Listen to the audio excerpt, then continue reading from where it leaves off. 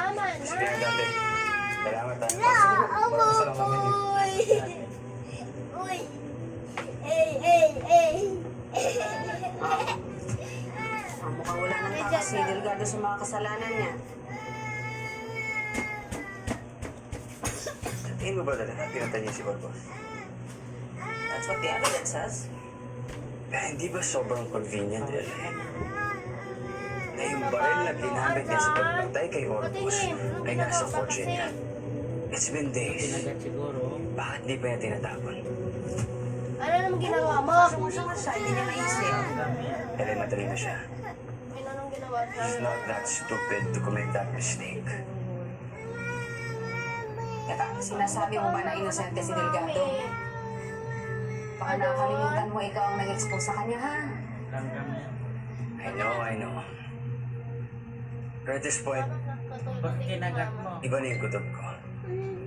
Ibigyan mo yung What if na-set up si Major Delgado? Oh, ano ka ngayon?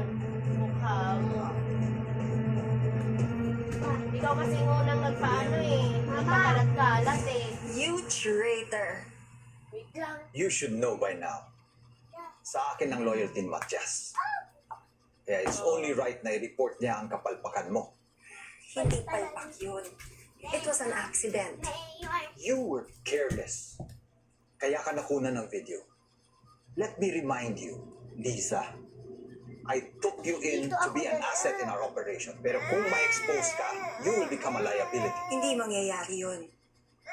That's why I'm doing all I can para mahanap ko yung babaeng yun at mabawi ko yung video. Make sure of it. Boss, nandito na siya. There he is. The man of the hour. Good job, Parang.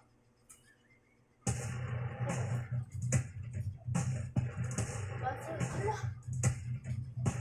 Huwag ka pang kaaway pala to. Yan pala si Parang.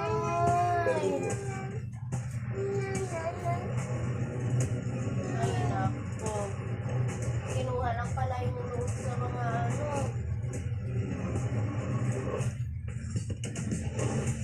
Yan pala si Parang.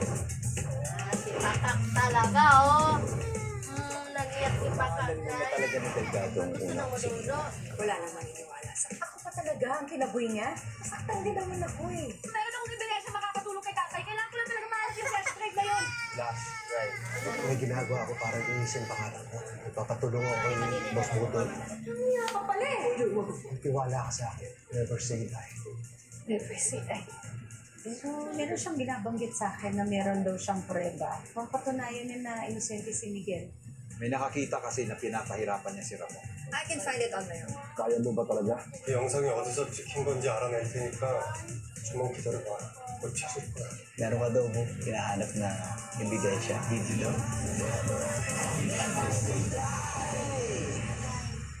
Never see that. Ang susunod na programa ay rated PG. Patnubay at gabay ng magulang ay kailangan sa mga batang manonood.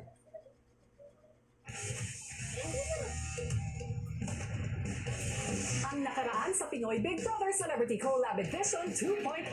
Nagpatuloy ang birthday bash ni Lela. Happy birthday! Happy birthday! Who is it? Boy DJ? Yeah. I-rate ko po siya 100 out of 100. Best birthday gift ever, kuya. At nag-check-in ang Breka sa PBB Hotel. Ito ba yung PBB Hotel? Ngayong gabi, ang pagpapatuloy ng hotel stay ni Mika at Brett. Huwag niyong hayaan baguhin kayo ng ingay. Alalahanin niyo yung mga nabuo niyo dito sa loob. Eh, importante kayo-kayo. At may paparating na bagong hotel guests na may special request. gusto ko sana mag-reserve sa PBB Hotel para sa tatlong tao. For my request, gusto namin mag-relax and mag-swimming sa pool. Tutukan dito lang sa Pinoy Big Brother Celebrity Collab Edition 2.0. Matapos mag-perform ang hotel staff, ang Breka tila nagutom. May menu ba kayo dito? Sinigang. Sige nga, tikman nga natin yung sinigang. Ano gusto mo sa sinigang, Mia? Gusto ko sinigang maasim. Anong sinigang yan? Sinigang na baboy. Okay. Sarap. Try natin. But you don't eat baboy. For them, syempre, try natin. Salamat.